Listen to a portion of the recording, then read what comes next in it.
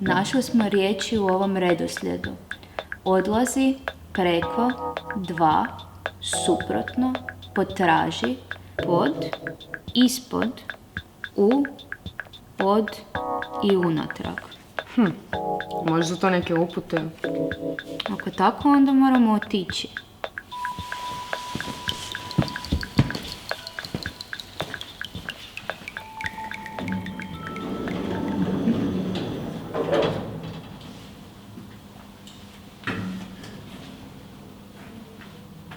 Dakle, riješile smo odlazi, preko i dva. Pa možda bi sad trebalo suprotno. Ajmo suprotno.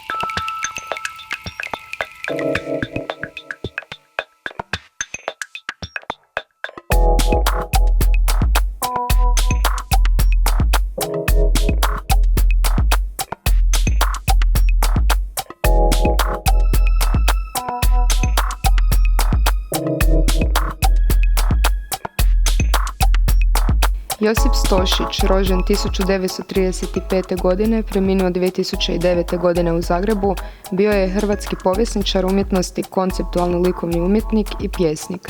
Diplomirao je na Filozofskom fakultetu te je od 1967. do umirovljenja 2000. godine bio zaposlen u Institutu za povijest umjetnosti u Zagrebu. Pisao je konkretnu poeziju, a u umjetničkom stvaralaštvu zanimao se likovnim ustrojem riječi na plohi i suodnosom predmeta i riječi. Premeteljka je umjetnički rad Josipa Stošića iz 1971. godine. Instalacija u obliku ploče uz koju se vežu 80 zasebnih pločica koje se mogu slagati kako osoba sama zamisli. Nude nam se prilozi, prijedlozi i veznici, koje nam obično služe samo kao nadopuna glavnim junacima rečenice, subjektu i predikatu.